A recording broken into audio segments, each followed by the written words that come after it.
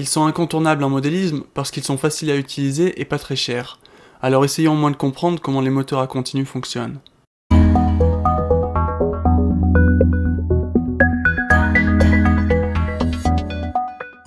Avant même d'aborder le principe de fonctionnement d'un moteur à courant continu, il est très important de comprendre ce qu'est la force de la place. Si grâce à un aimant par exemple, vous créez un champ magnétique et que vous placez à l'intérieur de ce champ magnétique un fil traversé par un courant électrique, eh bien ce champ magnétique va créer une force qu'on appelle la force de la place. C'est ce qu'on appelle un phénomène électromagnétique. Et pour connaître la direction de la force, on utilise la règle des 3 doigts de la main droite qui fonctionne comme ceci.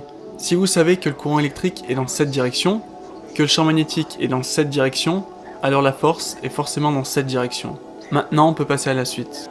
Lorsqu'un bobinage est alimenté par un courant continu, alors cela crée un champ magnétique de direction nord-sud. On appelle ce bobinage l'inducteur ou le stator, et le nord correspond au potentiel positif et le sud au potentiel négatif. Ensuite, on place dans ce champ magnétique une spire capable d'effectuer un mouvement de rotation. C'est ce qu'on appelle le rotor ou l'induit. Cette spire laisse également circuler un courant continu via un mécanisme assez ingénieux composé d'un collecteur et de 2 balais. Et d'après la loi de Laplace, tout conducteur parcouru par un courant et placé dans un champ magnétique est soumis à une force. La spire est alors soumise à 2 forces de direction opposées, entraînant le début de sa rotation. Le problème, c'est que si le courant ne change pas de direction, alors la spire restera en position horizontale. Mais toute la subtilité du moteur à courant continu réside dans un détail, la forme du collecteur. Si vous faites bien attention, vous pouvez observer que le collecteur est en réalité en 2 demi-collecteurs. Vous allez me dire logique, il faut bien que la spire soit connectée à un collecteur positif et à un collecteur négatif. Mais si vous faites bien attention, les 2 demi-collecteurs se séparent exactement là où la spire atteint sa position horizontale. Et donc, c'est à cet instant précis que le courant est inversé.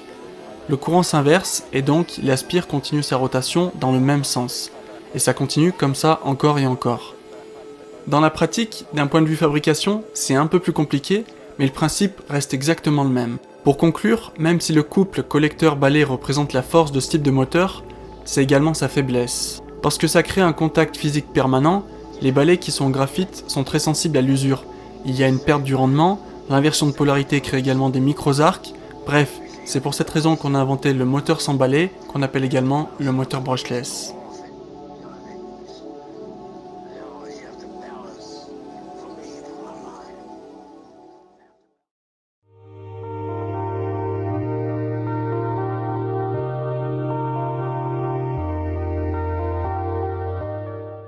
C'est ce qu'on appelle un phénomène électromagnétique.